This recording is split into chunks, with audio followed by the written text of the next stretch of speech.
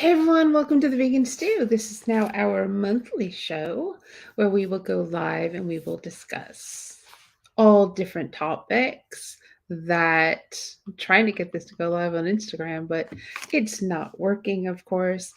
And hopefully it's working on Facebook this month because it hasn't been. But I want to say thank you to Hurrah Bomb for sponsoring this month's shows and newsletter because they're awesome. They have been supporting us for many years now, and it's a full-size Hurrah Bomb in our VIP bags, which is super cool, super cool. And then the best way to win prizes from us now is to buy our VIP Plus. That's the way to do it. And we will have contests on our social media. So you need to pay attention because you can win prizes from Hodo Foods, Terraseed, Kathy Hester, Total Body Lab Veg Key, Fabulous, Dojo Fresh, Bernie Wild's Adventure Sauce, Tripo Treats, and Bitchin' Sauce. Have you tried the bitchin' sauce that's still pickle flavored? Because it's super good. And the chocolate, super good. It's my favorite. They're in the fridge. And I shared them with my team this past weekend for Triangle Spring Fest. Once again, if you are on YouTube, or even if you're not on YouTube, please go to YouTube and hit the subscribe button and the notification bell so you know when we go live. You never miss out on a show because you never know when any of us are going to go live.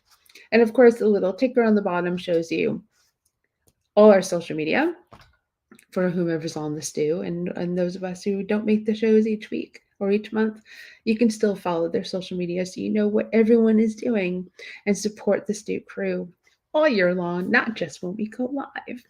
Tonight's topic is when vegan restaurants go Omni. It's really current events. It just happened in Wilmington, North Carolina, and I can't wait to talk about it. So to see what everyone has to say and see what you have to say, because what we really like is when you are part of the show. So you can add your comments and ask questions, and you may steer us in a completely different direction. And that's okay too, because we don't mind. I'm going to bring the stew crew in, and I'm going to see if I can get this Instagram piece to work, because I would love for us to stream live on there. So here we go. We have Sovereign from Marilla Morning, Ms. Ellen Jaffe Jones, the Veg Coach, Dr. Shayla Toombs Withers from Essence of Health Wellness Clinic and Coaching, and Miss Marlon Rose from Vegan Street. Hey. All right. So super cool. It's been a month. I think it's been a month. I think it's been about a month. It's been a month, and it's been a good month for me because, I'm emotionally healthier than I was a month ago. So, and I want to thank all of you for dedicating a whole show, about 2 hours of a show pretty much, to relationships and breakups and stuff like that. So thank you. Yes, and just, it's 6 weeks. It's 6 weeks today. And I look forward to the week where I don't count it down and I don't think about it anymore. It's getting closer. So that's a really good thing. But one of the things that I did last Wednesday, actually, the thing I did last Wednesday was I went to see Christspiracy.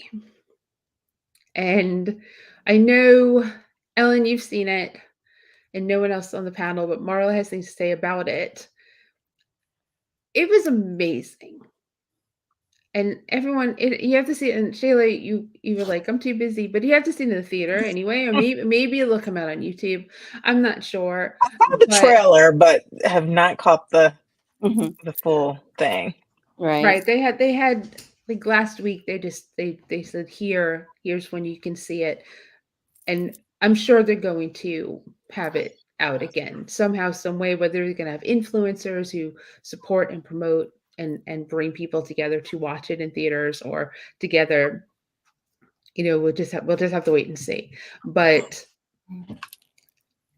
it's going to, if you really watch it, and I don't want you to give things away because that's the most important thing, right, Ellen? Like, they really don't want you to give away the movie. They want you to encourage people to watch it. What happens? That's what I'm trying to find What? out. What Spoiler alert, happens? he doesn't come back. He does not come back. It, Just yeah, well, not yet, at least. So, and the most important thing is, everyone should watch it, because for those people who believe a certain way, if they really go in with an open mind, their minds will be blown. Because Wow. what I took out of it, the main piece that I took out of it, is that humans are horrible, and they've been horrible for a very long time.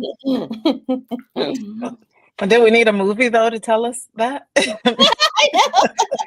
I know, and it's a good really segue into our topic tonight, actually. But We suck and we do bad things. well, you don't realize I how made- long how long we've been doing bad things. but it's the indoctrination that is mind blowing. I always thought of myself as pretty educated, Ooh. and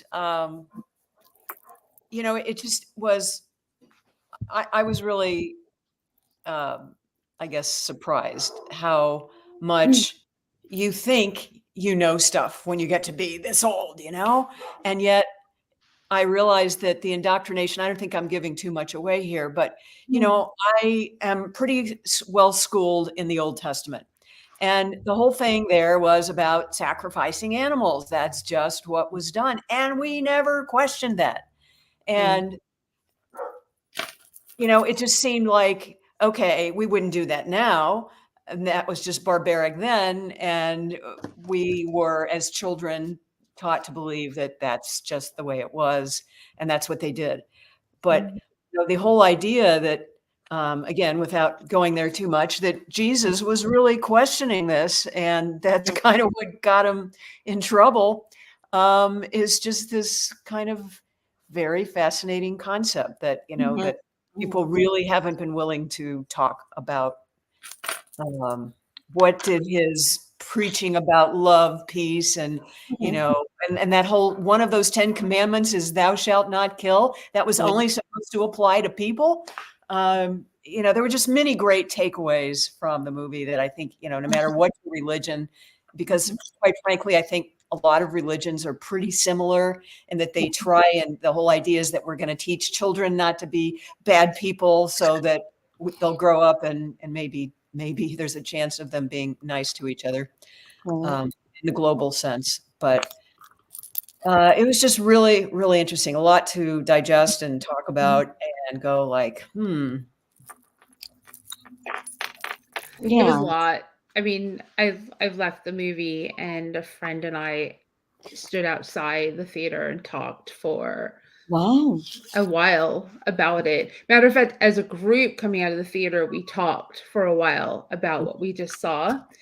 And then individually, the two of us talked for a while about what we saw. And then the next day, and a couple of days later, we're still talking about what we saw. And what do you think was the most surprising or deep reaching part of the film, or parts?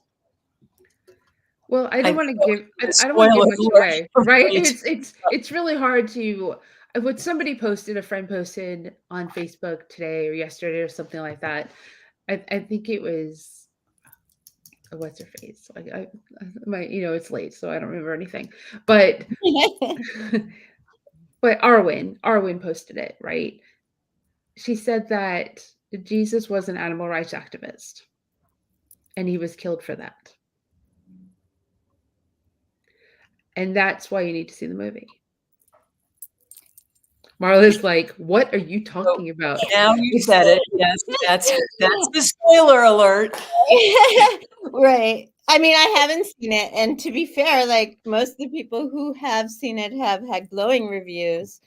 But those are all vegan friends of mine who are vegan advocates. I just,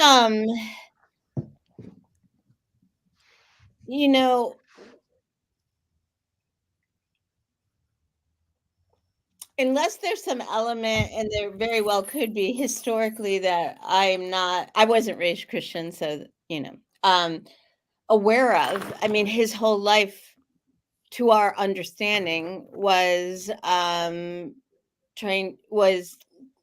living as a model of compassion and nonviolence and acceptance and love. So it just doesn't seem that mind-blowing to me that he would extend that to all of God's creatures, whatever you believe. I I will say that, you know, part of my apprehension is it feels like, well, first of all, I don't like the spiracy part of it because I am so allergic to conspiracism and conspiracy. Like I don't like, ooh, big reveal, ooh, what were they, you know, like that kind of thing is just. I also am kind of turned off by documentaries, and I haven't seen this one, so I don't know, but there are others have been. To me, this is more of an aesthetic thing than anything. Just kind of paint by numbers, insert this person, insert this person, insert this person, insert that person, and it's all kind of following to this foregone conclusion. You know, it just like, I think the journalist in me gets irritated by that. It just feels a little disingenuous. And last,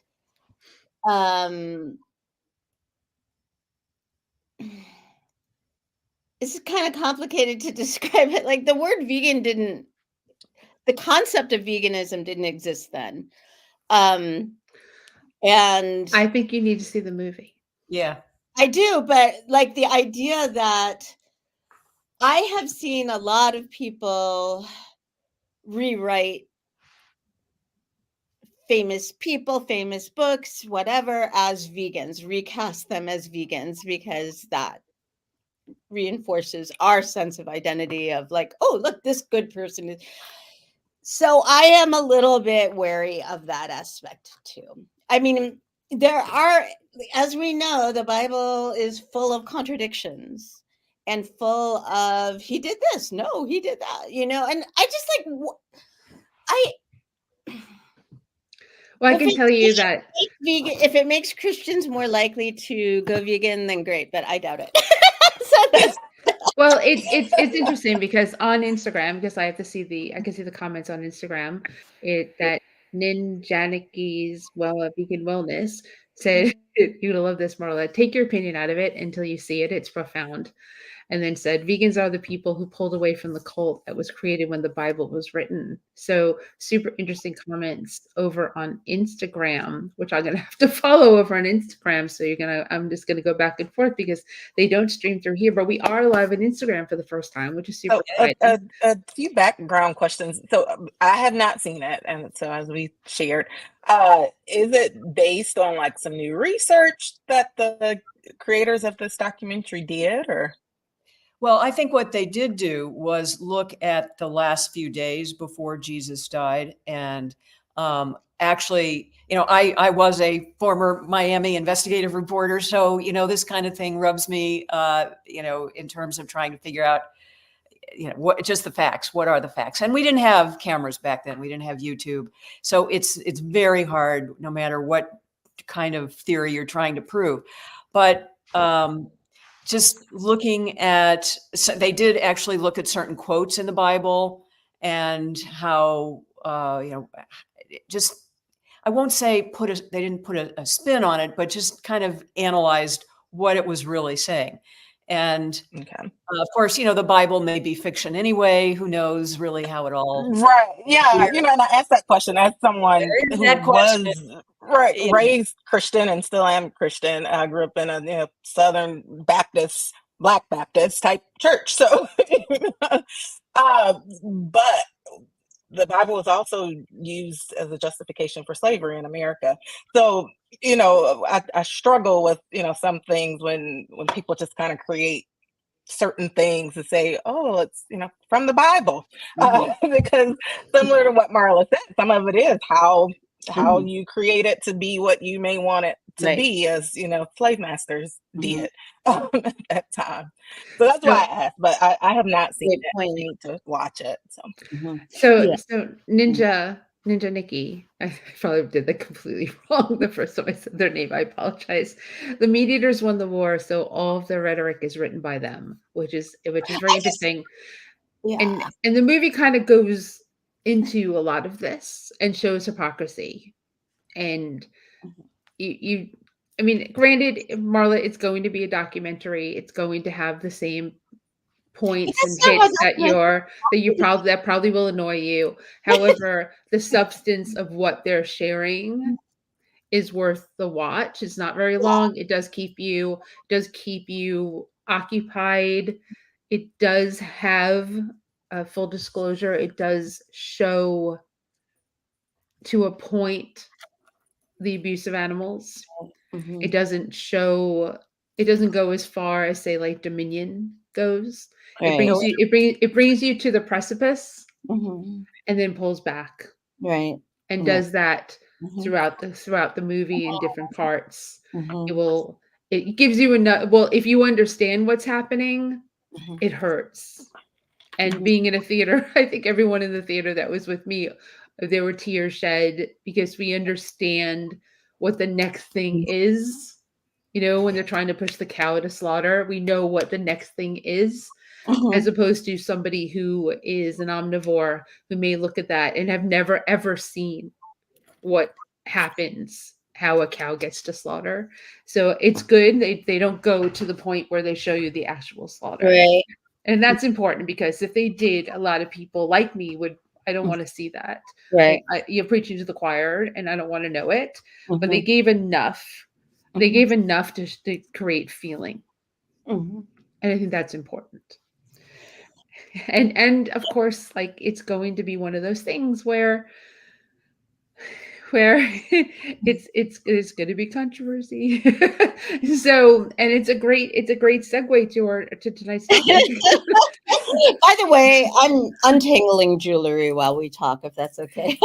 That's great because I need a fidget spinner. Otherwise, I like rip my fingers apart while I go live. So like I have a pen in my hands. Remember when we used Oh, to I've do always that?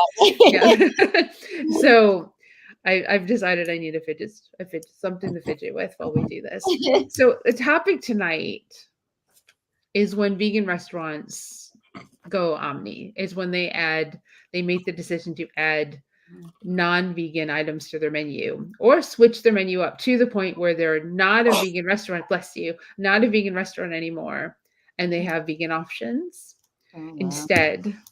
Now, a little history, very recent history from Wilmington, North Carolina, as I alluded to at the start. There's a restaurant in Wilmington, North Carolina that started as vegan. They've made the decision about a week ago to no longer be a vegan restaurant, to be an omni restaurant that has vegan options. What I didn't know, now they've been a vendor. I've since the start of my festivals in Wilmington, North Carolina in 2018, they've been part of the festivals. They started as a kombucha company and they opened the restaurant and they, decided to be all vegan. What I didn't know, the only piece that I didn't know was that the owners of the restaurant were not vegan. Like they've never been vegan. And I didn't know that. I just made the assumption that they were. Because why else would you open a vegan restaurant, 100% vegan restaurant, if you had the choice? Like to me, it makes more sense to start out as an omni restaurant that's vegan friendly and gradually make your way towards being a vegan restaurant than to open a vegan restaurant and then go another direction. Because you know who's super cruel? Vegans. Vegans are super cruel. And they are feeling that wrath. Yeah, I think vegans would not be very forgiving about that. It's one thing to go like when the diner opened in 1983, I believe. Chicago Diner, Yeah, just so I'm people know. sorry, the Chicago diner. Right. One of the They best vegan restaurants in Chicago, for those Yes. listening. they opened as a vegetarian place, and over time, it's become more and more vegan. And the default order, like if you Right. get something with cheese, is always the default is the vegan. Yeah. Right. So I think people are forgiving of that because it opened as a vegetarian restaurant. Many of their patrons are not vegetarian, let alone vegan. But it seems like people would not be as like there is this feeling of betrayal, I think, sometimes when people go in that direction. Although it seems odd to me that, yeah, what you said about why they would open a vegan restaurant to begin with. This seems odd, but I don't know. Because there's so Yeah, much so money. there's a restaurant here too that just did the same thing. They were always a vegan restaurant. I just went to their menu just to see what they did differently. And the way I heard about it is in our Chat a Vegan Facebook group, because like you said, the vegans were upset that they Oh, all of a sudden now which one? Which are restaurant? changing this. Oh, I hate to call them out. I private chat me. I want to know because there's not that Yeah, many. I'll And send it. Chattanooga doesn't We're have a not lot of. missing them. They're public about it, right? That's true. It is Are public public. about it. Yeah, it's Southern Squeeze. So they started out all Oh, vegan. right. I And heard about now, that. Yes. yeah, and so they have it's saying now on their menu that it's minimal gluten and dairy from only the highest quality sources. So it looks like they've added dairy to the menu from what I can tell. Like you can get something with whole milk in it. That looks like that's it, but that may just be it for now because this was a recent switch for them. So they may have some more that's coming about. But yeah, the vegan community here was not happy about that. Yeah, like you said, we do only have, which for the size of Chattanooga, it's actually, pretty good to have a handful of vegan restaurants. But it's, still not like a ton here. So Right. Yeah, well, Wilmington had 3. Now they have 2. So, and when I started there, they had 0. So, I mean, that's a big deal. And see, me being me, I got one of my necklaces loose. I got called out, of course, because I spoke to the owners. I spoke to the owner. Of course, I spoke to the owner. Well, why did you get called out? What did you do? Because I run a business and I continue to support them. Because I know what it's like to run a business. I mean, I'm are getting all of because your vendors 100% vegan? Correct, they are not. Right. So I mean, I guess it's the idea that they started one way, yeah, and they moved to another. And there's ethical veganism where of course we care about the animals. Of course we want less animals eaten. But how does closing down a business that offers a lot of vegan options in kind of a desert of vegan, not complete desert, but how does that do any good? I feel like sometimes vegans are the worst enemies of having anything when it comes to purity. It's okay to have, but like people will be going on and on about like freaking Dunkin' having some vegan thing or plant-based thing or Burger King. Meanwhile, the vegan restaurants are falling apart. They are closing. Because one of the people that commented in the vegan group over there, they had a vegan food business and they shut down. They couldn't make it, so they closed. They didn't even think about. I would never have thought they would ever think about adding meat to their menus. However, this is a restaurant. Right. And I'm starting to talk to a lot of vegan business owners, restaurants, and they're saying things to me like, I may have to add. Otherwise, I'm not going to make it. Because the vegan community alone is not enough. And we already know that. We already know the vegan community is not enough. Because when things close, I said, look at the comments. It's so far away. It's on the other side of town. I don't really make a lot of money, so I can't eat out a lot. I mean, and that's fair. Issue things are expensive now. I mean, I found that most vegans eat at home. Most people just fix their own, stuff. So when the amount that you are eating out, because most vegans tend for one way or another to be a bit health conscious. And so Right. because of that, most of the time are Mhm. eating at home and not eating out as much anyway. I'm And, gonna and give like part of that, the other problem with that, and we've run into this all the time, is that you go to a restaurant that's Omni and you'll say, I want to get a sub or something that's vegan, and they have no clue what that means. So you got to right. start stressful educating them, and then they'll say yes, and then the buns are not. You can just tell by Right. looking at them; they've got egg glaze on them. Yeah.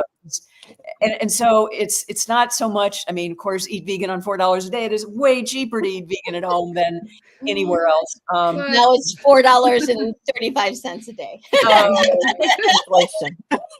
you you can still do it for 4. Just kidding. but it's just so it can be really stressful trying to educate. Although that's why most of us go out to eat, is so we can educate the wait staff. And That's why, right? right? I was going to just give one little example. So my sister-in-law owns a tea shop in Minnesota, in this town called. I actually don't want to give personal details because there's a situation there with someone, but it opened as a vegetarian place. It has become, and my former sister-in-law is vegan now, and when she opened the place she wasn't even vegetarian. So anyway, she has over the last 5 or 6 years migrated everything to vegan. There is one customer, her best customer, who comes in, she's and wants honey. My former sister-in-law has a few little packets behind the counter for this one individual. And without this, she said that this person probably spends $20,000 a year at this place. I mean, she is a good customer. So for these little packets, she is harassed constantly by these, like basically one person who is a troll who found out about the one, and basically it's like, do you want this woman to go out of business? Because there are a few packets that go to one customer that, so all of this town that has nothing in terms of vegan, like nothing in terms of vegetarian, this place should close down because she's a liar and a hypocrite, and not take, like it's just so out of proportion. It's not even like there's honey at individual tables. There is one person who comes in and wants honey, and I guess she should shut down her whole business. I guess I shouldn't be doing festivals because I eat Right. I mean, like, Helene, you will understand there are certain people. I'm going to start twitching now. The armchair critics, the Monday morning quarterbacks. I was saying that as Sunday morning quarterbacks for a long time because I don't watch sports. My husband just corrected me. Who have a million opinions about this stuff. Who would be not even content if our festivals had like 5 vendors and maybe 15 attendees, and everyone's fighting, everyone hates each other, maybe 5 vendors at most, everyone just eats salad, no dressing. that's just a few. Just so you know, Ninja has been pretty active on Instagram, saying that they're closing their vegan business after 10 years. They have a juice bar, and adding animal products would never cross their mind, and made the suggestion they could offer agave instead of honey to that person. Now, it's a tough one when vegans talk about eating honey, and I'm going to tell you, whoever's watching, a lot of vegans eat honey. However, when we talk about it, we whisper. Whether we're in our own private homes or we're in public, it's like, do you eat honey? I eat honey. And it doesn't matter because we whisper. And it's like super funny, but I don't eat honey bear honey from the supermarket. I eat local honey that was pollinated within 2 miles of my house.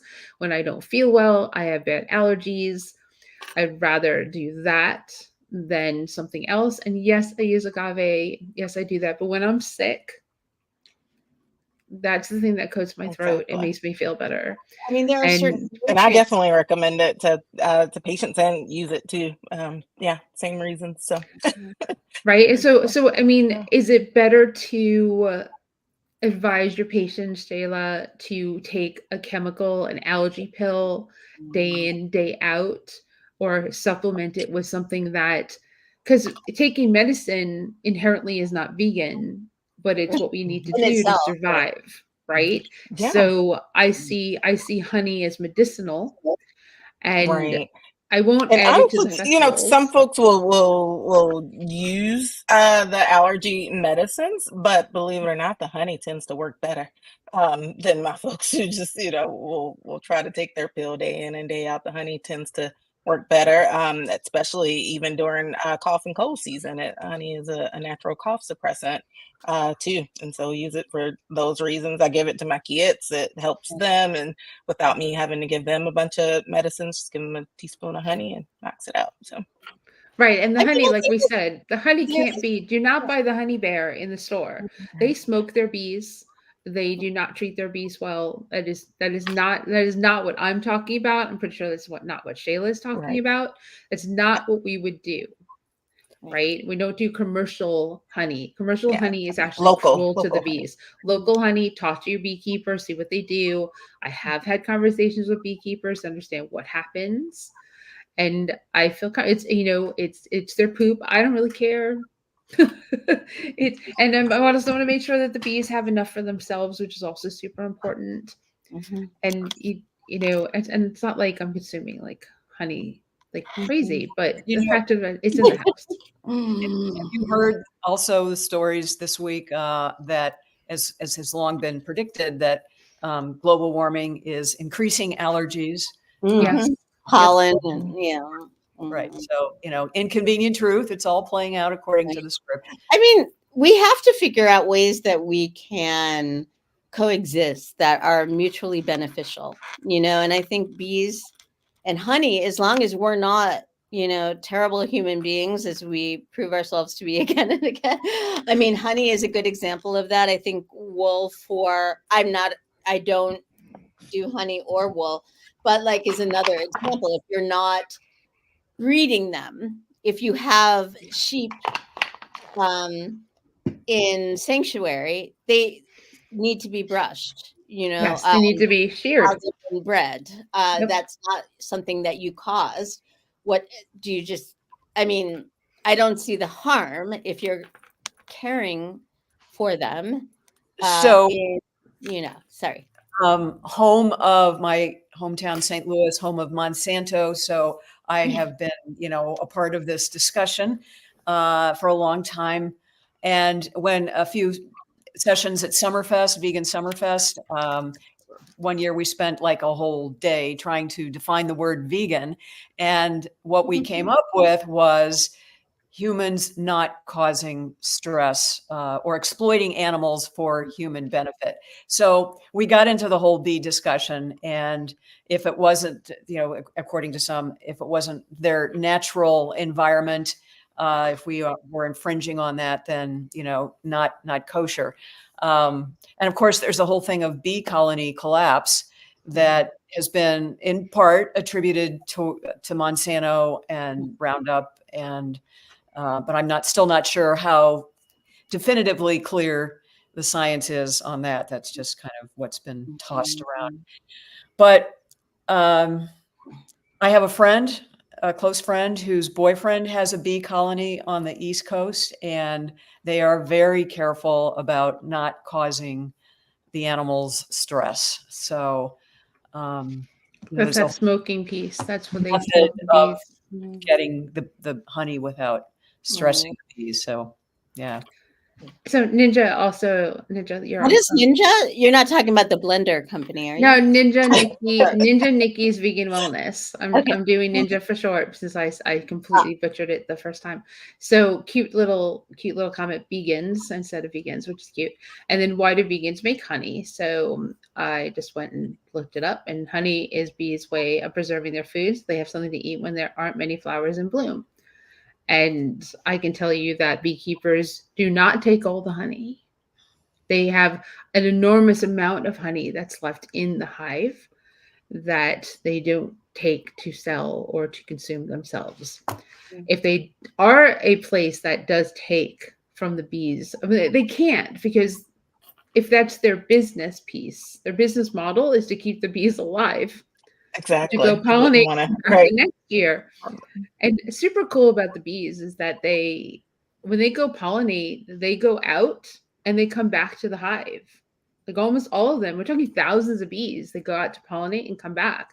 And that's where that pollination piece is in the actual honey, which is why local honey is good for your allergies. Proven, not proven, I'm going with it. Because they pollinated the flowers that we're breathing in and breathing out every single day. And that's why the reciprocal aspect of it is we need to be, as much as we can, planting native flowers that encourage pollinators. yes. No interest in honey myself, but I do love I just love being able to look in my yard and see the bees and the butterflies and all that, but we need to definitely, it's not just consumption, right? It's not just I'm sourcing this, responsibly. It's also, I'm also doing these things to build a better home for them, Oh, we have to, because I think we've spent many years saying this on the show. If we don't have bees, we don't have humans. No, yeah. And people don't understand that. What makes our food happen? Pollination. Which is so, I'm going to go off on a little tangent here, which is so ridiculous that people won't eat avocados or like foods that are, because I just don't understand. That one. Well, because they won't eat things that are being pollinated by the bees, because it's like cruel to the bees. Yeah. Like what? Do you think that there is an ethical issue with avocados because of the violence around the industry? There's more written about it, but like trying to buy avocados that are grown in California rather than in Mexico. Not that there's anything wrong with that, but just that it is a very profitable, industry, and there's a lot of violence around that. So anyway. Ninja played devil. Sorry. Who's talking? Oh, sorry, Ellen. Yeah, just think we grow them in Florida and no violence about them here. Except that it's Florida. They aren't as fat. Florida has its own issues. Whole separate from avocados. Violence-free avocados. They're not the big Haas ones, though, right? No, they're twice as big as the Haas. Do people use more in fat too? And the ones that aren't they the ones that are more like watery? Yes, stringy or something. Right? They're not as fat. They have half the fat as the Haas avocados, and they're twice the size. So they're not going to be as juicy or whatever. Right. They're more. They seem more watered down. Like the flavor is more diluted, tempered. Yes. Yeah, diluted. But Ninja had a very good devil's advocate. Instagram is awesome. We should do this more often. It maybe monthly. If I can get it to go live right on time, it'd be even better. We are live on YouTube. Yes. Oh yes, we're live on YouTube too, and Facebook. Everything's working today. Ooh. But Ninja said, to play devil's advocate, would it be okay to take a little milk from a cow? Which is a great devil's advocate. I mean, it just depends on the cow, right? Like taking a little honey from the bees. The thing is, as far as I know, there is no medical reason to drink milk. There's absolutely zero reason to have dairy. And like it's very different from honey. And flowers don't feel dairy. It's probably gonna make you need more of that honey because you're gonna be creating more mucus and inflammation. Right, it's very funny. Yes, but flowers don't feel pain. That's true, but the dairy industry does feel a lot of pain for male cows and for female cows. And the bees, like I said, if you don't buy the honey that is from the commercial honey, the bees are not treated poorly. Like, you research where you're getting your honey from. You don't just buy it, and you get as ethical as you possibly can. And that's obviously, that is a preference for some that are within this movement, this ethical movement. However, I think I can speak for all of us. None of us would ever say a teaspoon of milk will make the such and such go away. A teaspoon of milk will make you sick. So, and that poor cow and the male calves to become veal. I mean, there's just it's our insidious industry. And Right. I mean, we're talking about it is kind of in some ways apples and oranges because we're talking about bees that are, free roaming and or at least very lightly managed, and like the only thing I can imagine with wanting to drink the milk, even a little milk from a cow is if it's a pregnant cow that doesn't have her calf is in sanctuary and for some reason you have an insatiable need to drink her milk. It's like that's hard for me to imagine. warm right from the teat. Yes. So She's got she's Yum, yum. probably engorged and she might be given routine antibiotics. Right. So But there you know, you are drink- yeah, like in a sanctuary setting.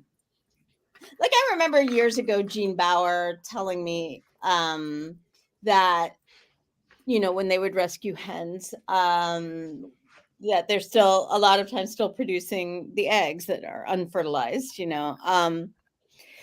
that they would, there was no model for what they were doing when they started. But I mean, to me, it's like kind of the perfect thing. They would boil them and put them out for other animals or for the birds to replenish their, the depleted, systems, so I just think being hardline is, it's a fairly easy thing to do because then you're just like, no, no, no, no, no. But, right. the The hard line is where I think things get super difficult and where we can get back to our main topic. But Ninja said that honey is not beneficial like you think, though. That's society's view. Ethical, like grass-fed beef. Many think milk is healthy, just like you think honey is healthy.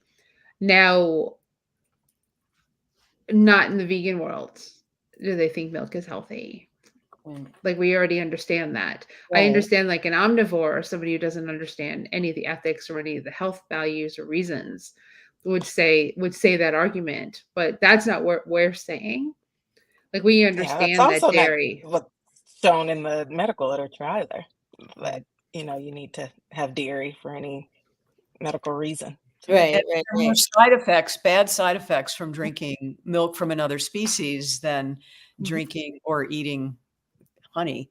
When you think of all the allergies and everything that can happen as a result of drinking cow's milk. I just wanted to say too, because if you are interested in attracting pollinators, blue and purple flowers are the ones that attract more. We can grow them in our spring and summer gardens, or in an earth box. I mean, there are many ways that we can do it. And it's just, it doesn't take very much to attract them.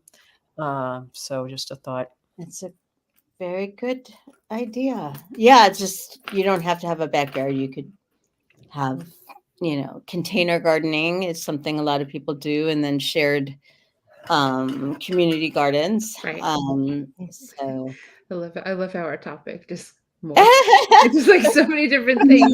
Oh, we do. We love to do that. But going back to Those going back restaurants. to the restaurants, it's been, I work with these businesses and day in and day out for years through COVID, and now through the prices of things being so expensive. Things as like cauliflower and potatoes that were super inexpensive are now like ridiculously expensive.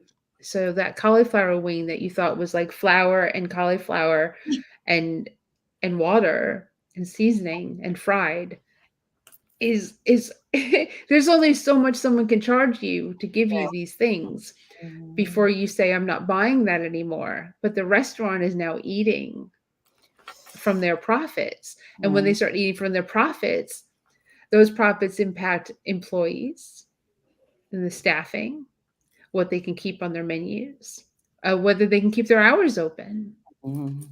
And we are seeing all over the country vegan restaurants, really like some of my favorites, closing. They're All closing right. it. now. And they can't get staff. Like, it's super hard to keep staff.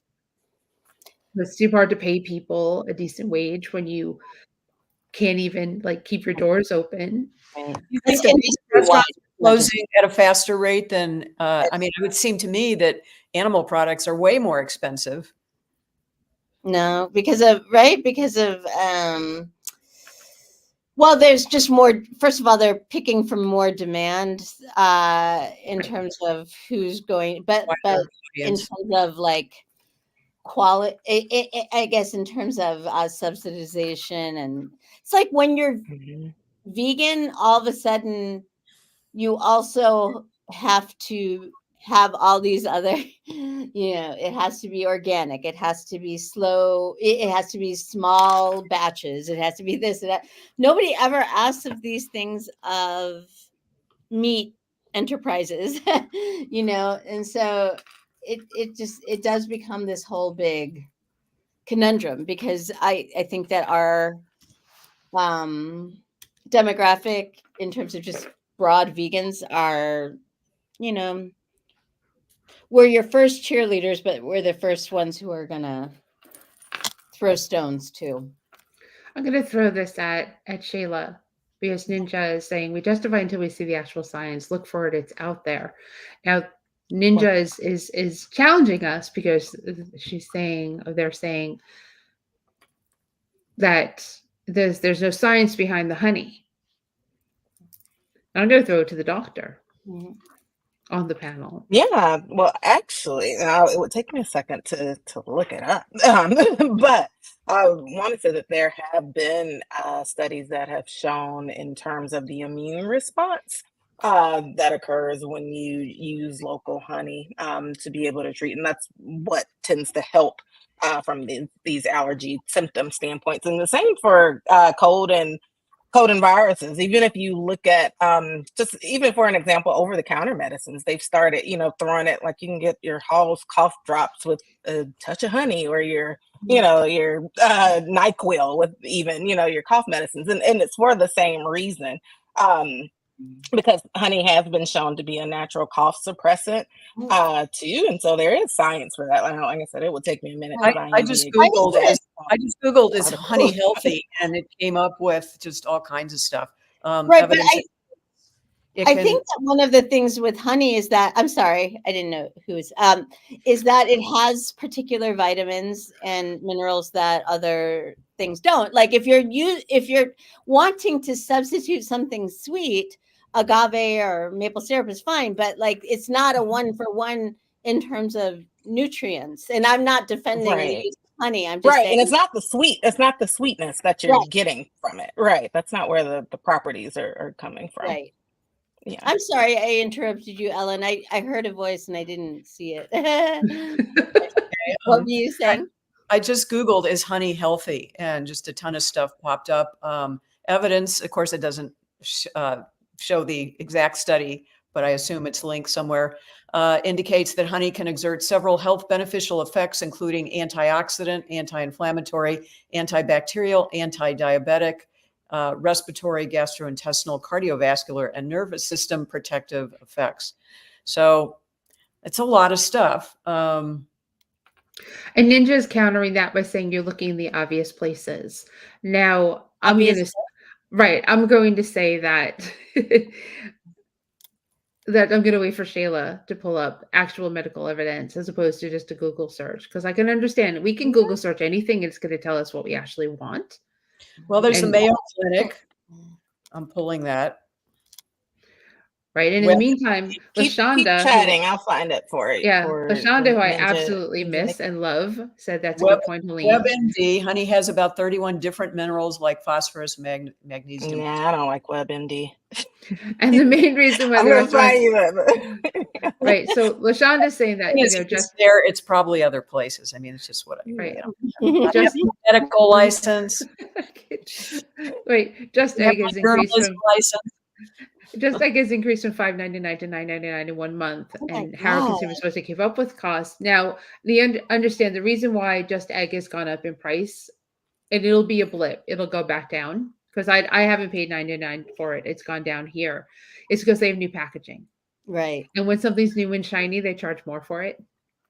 And once it becomes old school or like some people are used to it, it'll go back to the regular price. Mhm. So Mhm.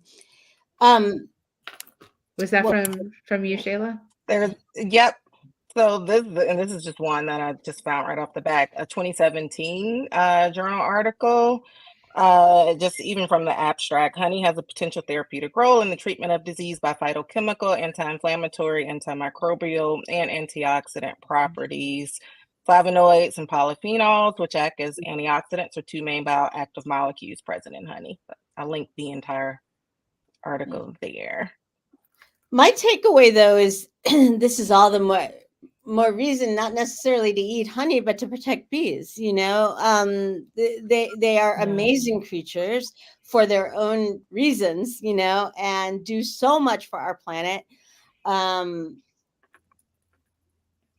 you know Our survival is attached to them. So yeah that's more than so much for the planet.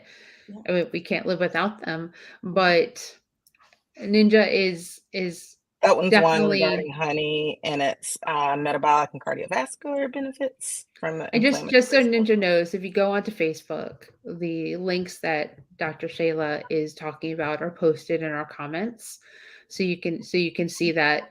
And they're saying that it would say that coconut oil is healthy too. There are websites to promote meat and dairy too.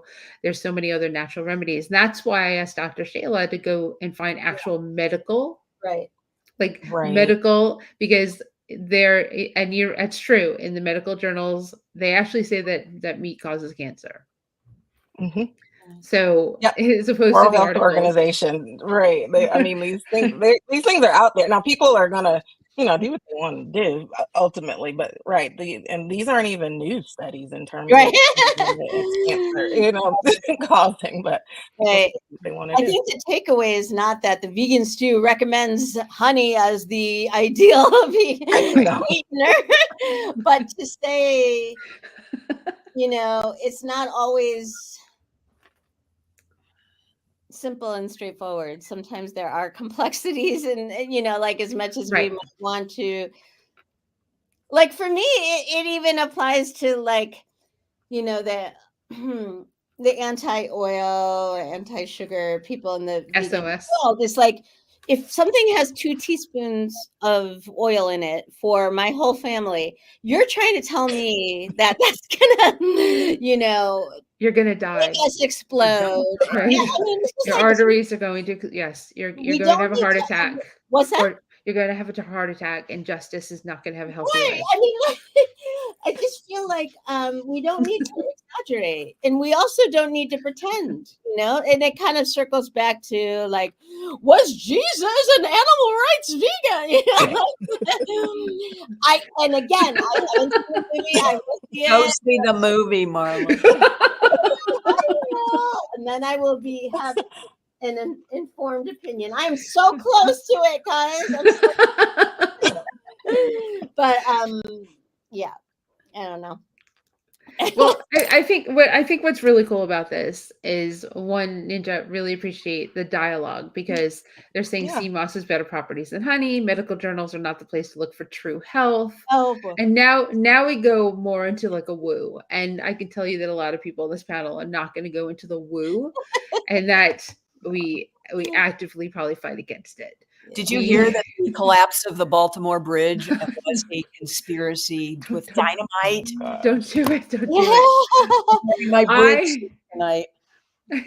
People are I actually have not our friend in the comments, but just generally. I have mean, I have a really good, just to go to the bridge thing. I have a really good friend who sails on ships and military ships, and is a chief engineer. And I sent it to him. Was it this morning? I feel like it was yesterday, right? I Right. sent it to him, and I was like, how in the world could that like make the bridge fall? like tumble, like boop boop boop, like how he said technically. And why didn't they stop? Why did they drop anchor? Because I looked at the comments on one of the videos, and they did drop anchor, but he explained it. He said technically they have an emergency generator and could have shifted power to the steering gear, but with no propulsion and our speed dwindling, ships are always she's, by the way, makes the rudder less effective.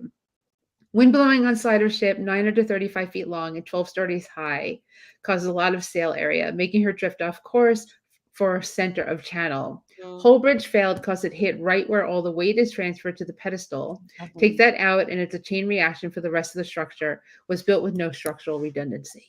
And you know, when they rebuilt the Skyway, they have these concrete barricades so that ships not only cannot go in there, but they also now no ship can go through without a towboat hiding it. So yeah. Yeah, that was like, you know, and interesting enough because, you know, I have this like travel agent thing that was going on. There are cruises that come out of that port that can't leave. Everybody's stuck. I mean, everything. Apparently, it's going to affect the supply chain and of course, it'll affect the supply chain even if it didn't. Because that's the world we live in. Well, there's a reason to raise prices. Let's do My it. eyelash fell off. That's going to affect the supply chain.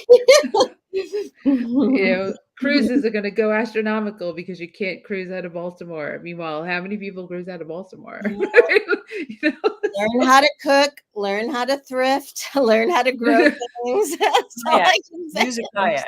That's no joke. I mean, Generators. but a great example here is with Ninja, like testing or countering or with their arguments, and us saying, you know, I feel like talking more about facts and you know, medical and science and stuff is super important.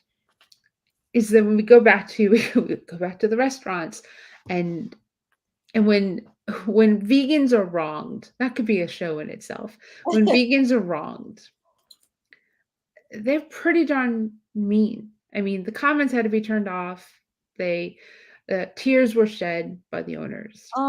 And I understand that because I've been on the receiving end. After I'm not in tears from the comments I'm getting from my festival on Sunday, but there's drama there from somebody else who's not even in the vegan community for once. So, but it just, I just wish that people who worked a 9-to-5 job and have never run their own business would understand. Have a little more compassion. would understand there's a lot more to running a business than just making vegans happy. Sure. Even business is about making vegans happy. Evidence standpoint, Helene, going, you know, back to medical and evidence. So we know for, you know, a long time, there were not many studies that were even done or out in terms of vegan nutrition and plant-based nutrition and those health benefits because they weren't funded. You know, most of the broccoli. It was going towards the meat and dairy industry. So these studies just were not put out. But now we do. We have more evidence-based studies that are out there. We have groups. PCRM is one that, you know, I'm even a part of because they put funding into these studies to show the health benefits to plant-based nutrition and how it actually does have medicinal properties. So to, you know, our commenter, even as a physician, I hold myself to standards of presenting things that are evidence-based. I don't just, you know, go off key. I do things that I have read a study for, or, you know, seen a study for, and that's how I base the way that I practice on that. But, you know, it has taken time for this stuff to come about. So I can understand why people, you know, who still may not know about, you know, certain benefits that are out there medicinal wise, because for a long time, the evidence was not there. Right. That's a good point. But what do we do? It's a loaded question. How do we make people nicer? And when we fall with it. I know each and every one of us, Now and you and know. s- some deal with it daily. Like Marla on Vegan Street, and it What? just you deal with negativity and people being outright mean, Yeah, uninformed, and attacking, character attacking assassination. keyboard warriors. Mhm. And I didn't, as much as I hate the fact that a vegan restaurant is now an Omni restaurant. Right. I also understand that a vegetarian restaurant that was same as the Chicago Diner, a Fiction Kitchen here in Raleigh. Right. They were a vegetarian restaurant for the longest time. They went fully vegan over COVID. Right. However, they got attacked from the vegans because they weren't fully vegan. Now they're the same way. They were a vegan restaurant with vegetarian options. You could get cheese, you can get an egg. Right. There was no bacon, there was no meat on the menu, but you could substitute tofu for an egg, you can substitute vegan cheese for dairy cheese, and that was there. And maybe I guess they had Yes. dairy milk for coffee, but that was it. That Right. was it for the menu. And they had like people wanting to protest them, and I was like, why are you protesting a restaurant that is primarily vegan? And my sister went there with me, who not vegan at all, and she ordered Vegans eggs, are gray. I'm you sorry. know. And now, like, she probably wouldn't go there, which is the flip back Right. to the Wilmington restaurant for its panacea. To flip back to them, my sister probably wouldn't go with me to a vegan restaurant. She went with me to Fish and Kitchen. She ordered eggs. Right? Right. She had her vegetarian breakfast that day. Hmm. For the restaurant in Wilmington, a lot of families are mixed. Right. A lot of families. Like, Right. she wouldn't go to that restaurant if it was all vegan.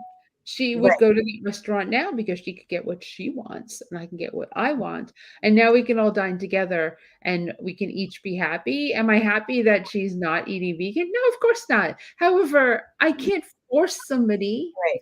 The You more don't you have a relationship with her, the more likely she is to eventually Mhm. come around. The more that The more you, there might be questions. Yeah. And the more I learned that my brother, like in December, I learned that my brother, the one who used to eat meat, red meat, like still mooing, doesn't eat meat anymore and doesn't drink dairy. Mhm. Who? What? That was like, I was like, who are you? What do you mean? These are the people that refused to, like, I brought up watching a movie, like What the Health or whatever it was, and they were like, well, I mean, we're not gonna watch that. We started watching it and we turned it off, couldn't get through it. And you not get through it.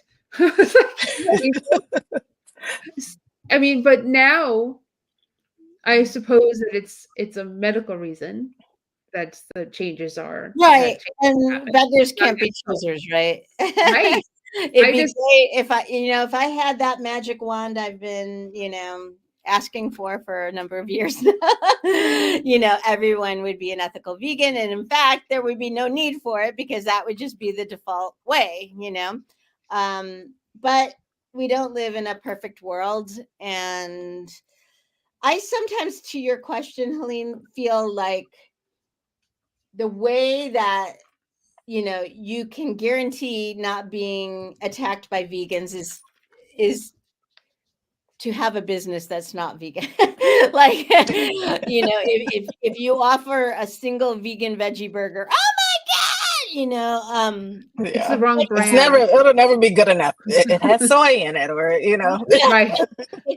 But I do feel that is like the living example of don't let the perfect be the enemy of the good, Right. and again, to the bee metaphor, using honey rather than vinegar to attract the results that you want, or agave.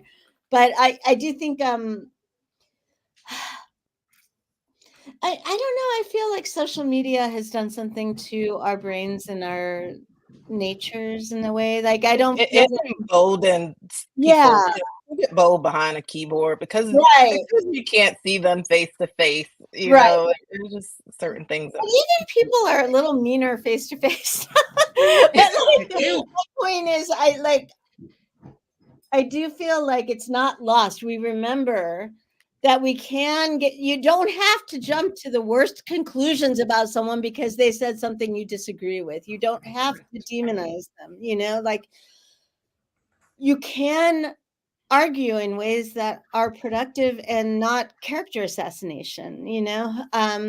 But we need to return some way to that. Like there's no reason also like why the day of this horrible tragedy with the bridge with lives are lost that people have to start like pointing fingers and coming up with conspiracies and all of that. Like it's a kind of a madness, and we need to return to being human again, you It's know. Biden's fault.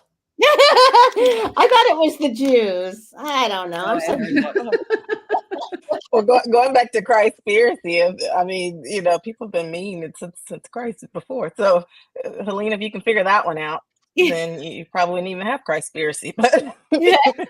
I mean, to their, you know, in their defense, I think they're just building off of a successful branding thing because they had all these other spiracy movies, right? Didn't they? was that the same people who did like Yes, Cowspiracy yeah, and that? Okay. Cowspiracy and whatever the other, I don't know. But anyway, but like I hear a whiff of conspiracism and I am out the door. Like I can't handle it.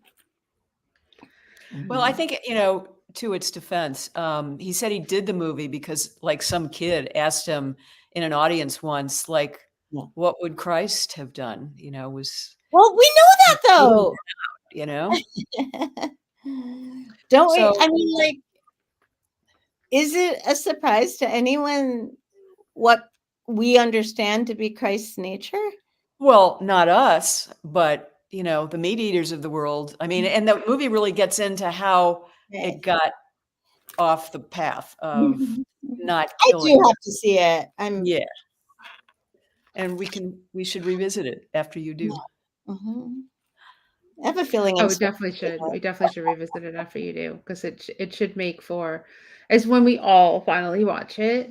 It's definitely, because I can, you know, I've mentioned Jazzy as being part of this because she was 97 point whatever 6% vegan, and the decision was that she needed to be 100% vegan in order to be on the Stew crew because she'd be amazing to be on here.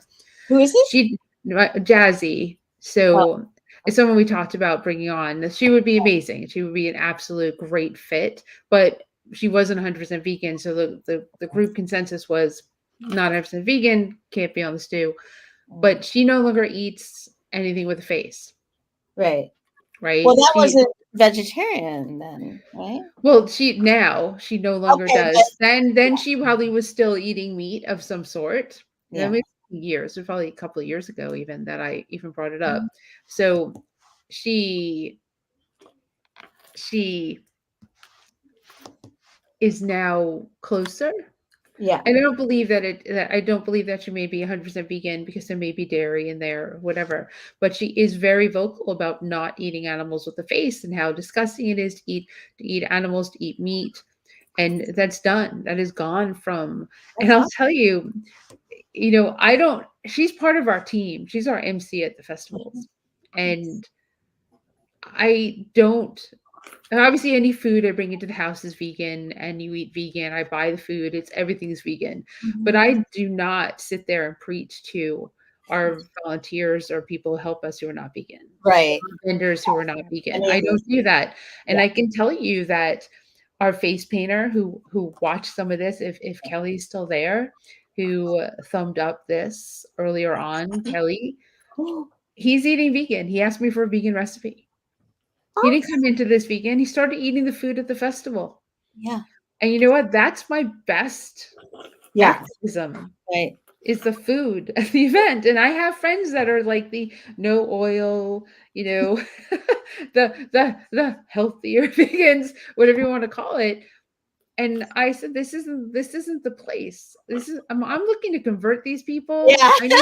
I need them to eat something that tastes like something that they eat every day, and know that they can get the same mouthfeel, same taste. And I don't care if it's loaded in fat, because right now they're eating something loaded in fat and destroying the planet. Right. Let them eat something loaded in fat and not destroy the planet. Right. and they can go from there.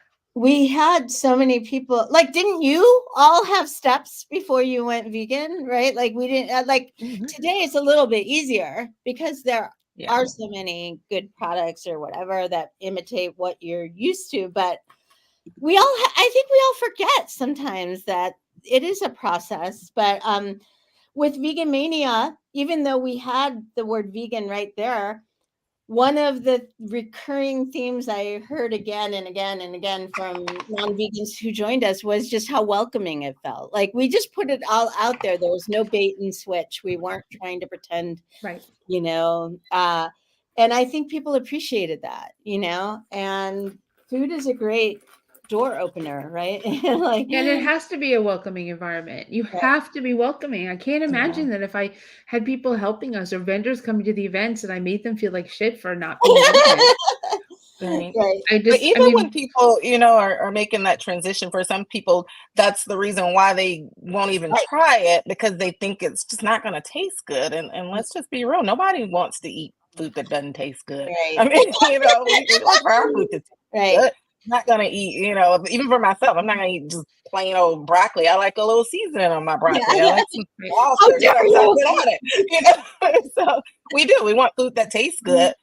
Which is also why things like Veg Fest and, those of us who go online and do different videos and things and showing people how they can prepare food in a way that good for them, but also tastes good to them is important too. I mean, so that, they don't feel like they have to get the, the plain old plate with just plain lettuce or plain broccoli on it. When we go to festivals, do we want to walk around popping, steamed broccoli florets as we're, like we want to, have a little bit of a celebration, right? It's a cheat day for those that eat SOS or like limit their oil or salt or fat.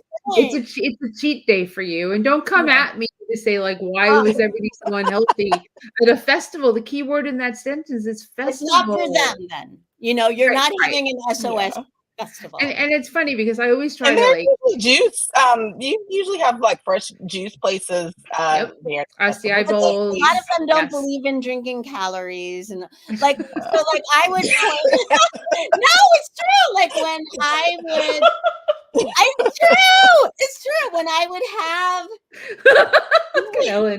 You have to be laughing because you understand that, I would have festival, Vegan Mania, and people would be vegans would be screaming, I can't eat a thing. It's like, then don't come. It's not for you, like no vendor is going to take a risk on having a steamed vegetable plate when nobody's going to buy. Next to them has cinnamon rolls. That guy's got fried cauliflower, chicken wing. Here's my steamed vegetable plate for $12. Don't you want that? It's like it does. You're right. I try to have. I would point to smoothie vendors. I would point to. I talk to the vendors about having something healthy on their menu. The only problem is the one person who comes to the festival who wants a kale salad. I'll order a kale salad if it's really good. Bring it and eat in your food court. That's fine. As a side thing, if you're going to charge to get a kale salad, like one of the vendors, Soul's Kitchen, instead of using collards to make steamed collards, they're using kale. And it tastes just like collard greens. Ooh, yum. Yeah, it's amazing. And you don't know. It says kale on the menu, but if she handed you like a little bowl of it, you'd be like, oh, these are great collards. Yeah. But once she tells, that's another thing. If you tell someone they're eating kale, they'll start spitting it out. That's a garnish. One of your vendors had some really good cabbage too, just like some boiled cabbage. I forget his name. The Jamaican. I think he's Jamaican. He does the pineapples. Oh, Corn Soup King. Okay. Yeah. King. Yep. Yeah. well, but he has savory food, Really and good. his soup is really Mhm. good, and he does the pineapples and the coconuts. So he does have pineapple smoothie. He has the fresh coconut, which I'll tell you, coconut water, if you buy it in a bottle, is absolutely disgusting. And I could actually go as far to I say why. remember what you said about it that one time. Right, I'll go there because I just said it to a woman at the festival. I actually said it to her. She was like, "Oh, that's so good." I said, and she's like, "Oh, I hate coconut water in the bottle." I said, "Yeah, because it tastes like cum." Kathleen! The consistency, everything about it is absolutely disgusting, but from a coconut is amazing. Uh, I wouldn't know what that tastes It's like. an entirely different vegan topic. Is that vegan? It's time for vegan set. Yes, and don't don't drink coconut water out of a bottle. I felt like the guy in Atlantic City was like, "This is the best coconut water ever." Vegans taste better. You know that? You I spit or don't- swallow with the coconut milk. I know.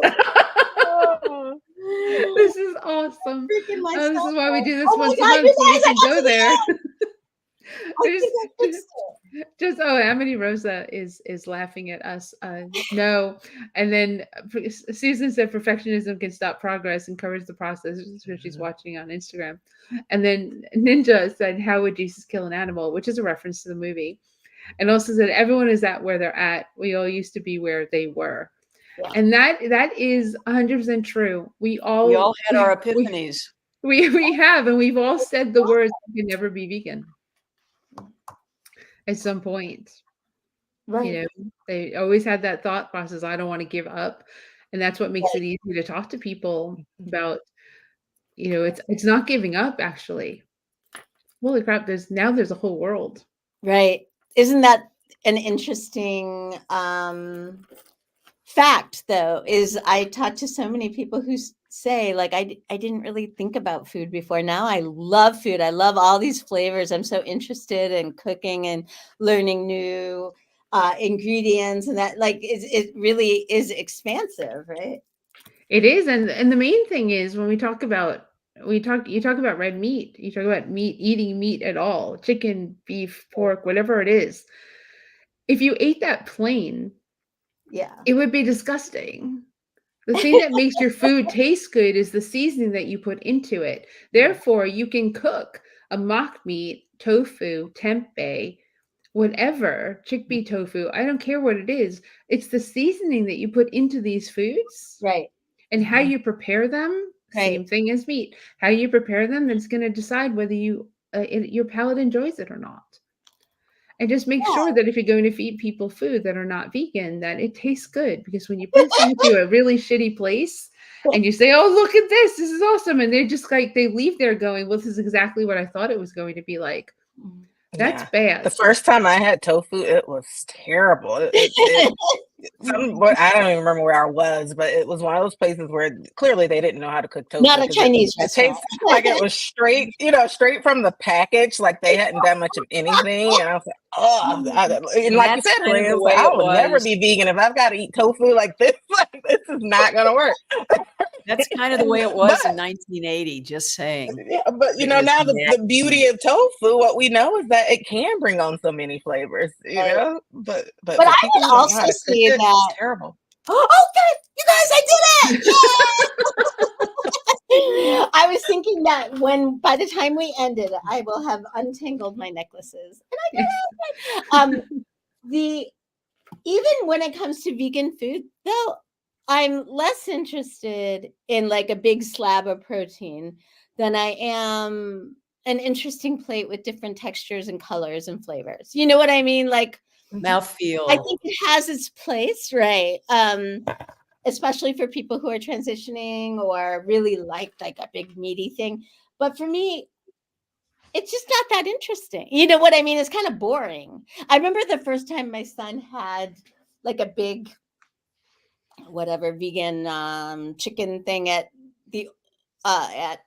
some restaurant, and he finished eating. He ate just a few bites of it and then was done. He was like, and I just said, do you not like it? And he said, it's just like it's the same bite over and over again. You spoiled him. You spoiled him. There was an article I saw somewhere today about just maybe it was one of these pop-up things on how Costco customers are so loyal to the, what is it, the 50-cent hot dog or dollar hot dog that they have that is vegan.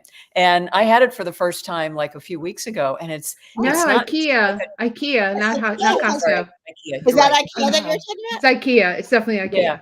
But, It's the definitely article okay. was about Costco. I'll have to go back and read that. But It's it is definitely IKEA. IKEA. Costco does not have a vegan hot dog I on their don't think menu. Costco has a vegan hot dog. Yeah. Correct. Yeah, It's IKEA has IKEA. Well, 70 anyway, cents. let's talk about the IKEA hot dog because like everybody loves the IKEA hot dog because it's actually vegetables. It's Yeah. not just Yep. like tofu smarm, and Tofu it's got a lot of flavor to it, and it's cheap. Yeah, the tofu, I just want to give everyone a very quick recipe to do with tofu.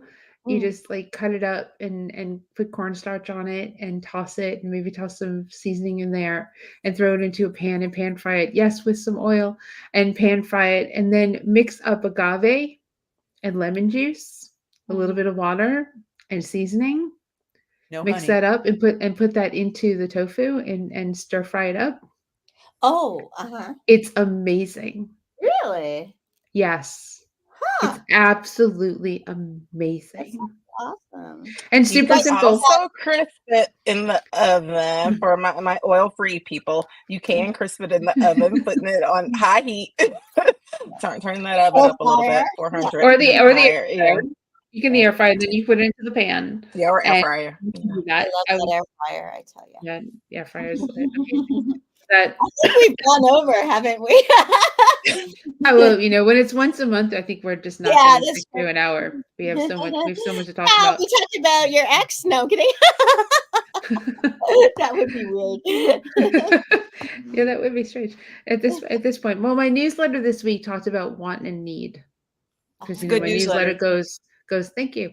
It goes into I go into whatever direction I feel like. And want and needs are really is super important because you want to want instead of need. And I felt that I crossed over into need. And that's very detrimental for any relationship. So Oh, you want to be in a situation where you're in a want and that's in anything. That's in any relationship, any friendship, any business relationship. You don't want to be in a position where you need, right. and Oh, because dependent. it's super unhealthy. It can be super controlling and it can be abusive, and that's not someplace you ever want to. Everyone's going to find themselves there, but realizing it, I think, is the hard part. Mhm.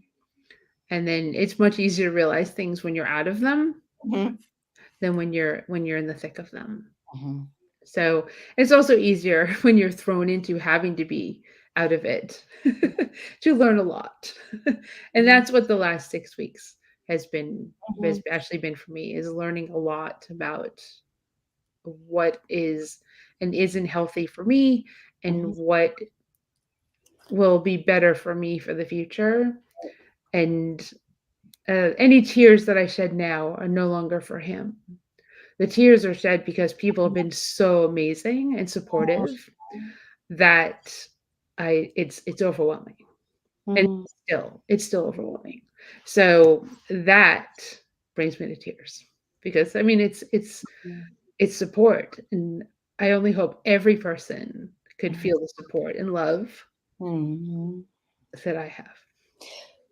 But you have that because you nurture that in other people, like it doesn't happen just, Right. you're just lucky, Right. It's true. relationships and friendships take nurturing, right? Yes. And you've done that for other people and you've cultivated good friends, you know? That is 100% true. You just don't. I mean, yes, you could wake up one day and have something happen, and people can come out of the woodworks and be like, "Oh, I'll be there," blah blah blah. But my friends have really made a concerted effort to make sure that every weekend, that I Right. left the house and I had something to do, and That's great. that's a really good thing because I really introverted myself for the past year, like super introverted myself. And I forgot. I forgot what it's like to be around my friends. I forgot what it's like to be me. And it's been really nice getting back to that. And that also probably what comes with some negatives because, me, I can be a lot.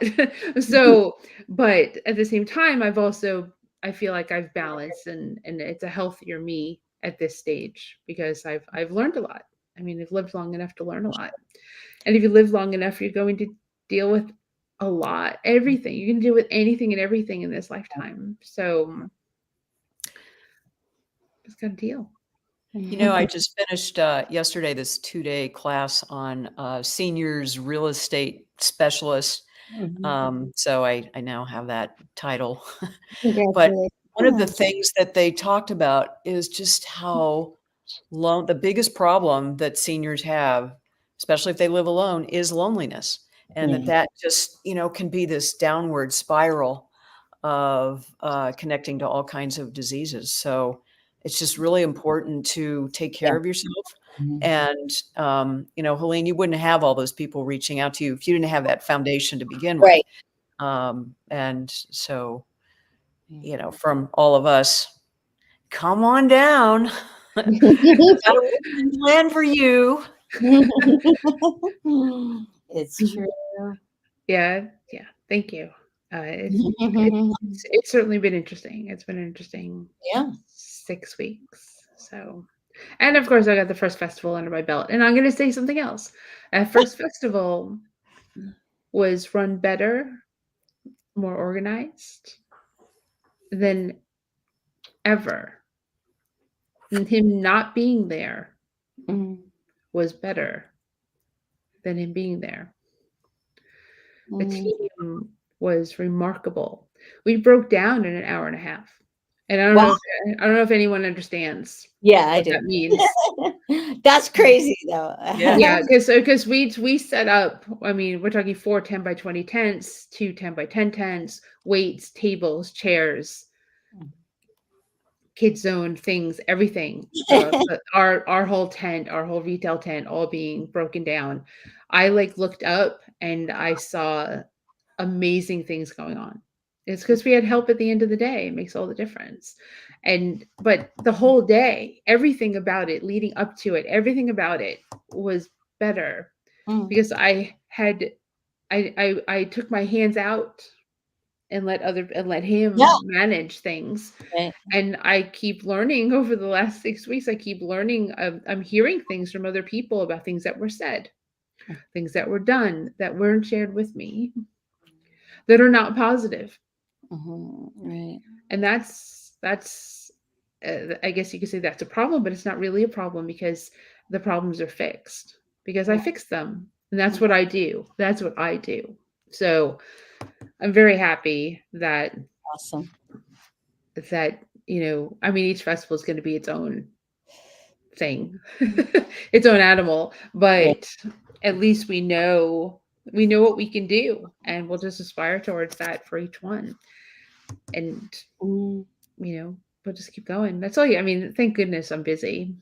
So, and it's not like the beginning of December where I have this complete slow time for 3 months. I don't know. Time to think and dwell on things. Exactly. Thank goodness. But there's a couple of things I want to say. So before we close out, thoughts on how do we keep vegan businesses open? Supporting them, but I mean, you have to go to them, eat at them. Money talks. Yeah, bring friends, family. Right, order takeout if you want to go out. Yeah, order takeout. I mean, Uber Eats delivers sometimes up to 30 minutes away. I do that. Yes, it causes the restaurant to make less money, and yes, you're paying more for your meal, but they're delivering it to your house, and yes, it's probably going to be cold, but you don't have to leave your house. Also awesome. But I mean, that's a plus. Sometimes you just can't leave, but sometimes you're feeding a whole bunch of people, and that's an easier way to do it. But the thing is, I can't I can't. It would be an injustice to say like, or misjustice to say like, I know that it's expensive, and I know that the eating out, even at the festivals, everything is really expensive. And when you start going into 2, 3, 4, 5, 6 people that you need to feed, now you're looking at a very big bill when you dine out. So I guess when you do choose to dine out, choose the restaurant that you don't want to Right. go away. Right. We have vegan meetups every month, and choose a different restaurant. Yeah. And they're really well attended, like on a Saturday, Friday or Mhm. Saturday night. Right, that's what Amity's saying on Instagram. Community events, private dinner parties with entertainment. That's something that you have community leaders who can set that up. So attend them, attend those meetups, attend those Yeah. festivals, attend all those things. Yeah, And a they couple really of the don't take restaurants anything here to have even plan. hosted things. One of them had like a cooking thing that you can attend at the restaurant. Another one had like a paint and eat type of event. So I would even suggest to the restaurant owners maybe to put a little twist in it sometimes and Right. have events. Mhm. Right, because so you can't just rely on if you do nothing, you will get nothing. And sadly, the entrepreneurial, you know this, Shayla, and you know this, Marla, Ellen, we Mhm. all know this, Sovereign, you know it too. We have to constantly be putting stuff out there so that we can Yeah. keep the attention spans of gnats attentive on us. I would say So Because true. business people, one of the things that's important to do is not only bless you. Allergies. Allergies. Yeah, Yep. not only self-promote, but promote others. Others. Yep. Yeah, and Mhm. then they will see that and appreciate that, and it becomes reciprocal. So people notice. At least So please make it reciprocal. yeah, Because Yeah. I'm always doing that. I'm always yeah, me resharing and like just a heart or a thank you. You don't even have to say Mhm. words. Just a heart on the post is wonderful. Oh yeah, the pollen alert. Everything's yellow here, Ellen. So too. Guys, I it's have to go. okay. I gotta Let's. go too. All right. So we'll close out the show because we could talk for a long time. When we only meet for like once a month, we have a lot to talk about. All right, I'll close out the show. All right, thank you, Sovereign, even though you're super quiet tonight. And then thank you, Ellen. Thank you, Shayla. And thank you, Marla. And again, thank you for joining us, and especially you on Instagram. Really, I had to keep going back over and like checking you out to see like what was going on, but obviously I was able to do that and make sure that we included you in the conversation, which was fantastic. So thank you, Ninja and Susan and Amity and everyone else over there, and of course over here. Thank you, Lashonda, and everyone else who's been watching on Beacon Street and Triangle Fed Trust Expos. And of course, go to YouTube and subscribe to Veg Fest Expos over there, and Ellen's channel and Shayla's channel. And make sure you follow and hit the notification bell so you know that when we all go live, you can have more fun watching us talk about a main topic that morphs into many other topics that could be total shows within themselves. And of course, when we meet once a month, we have a lot to say just to each other because we really enjoy each other's company. So let me see. It's March. We'll see you in April. What day? What topic? Follow our social media to know. That's the best way. And have a great night and be safe and be kind. And that's the best thing I can say to you. Thanks. Bye.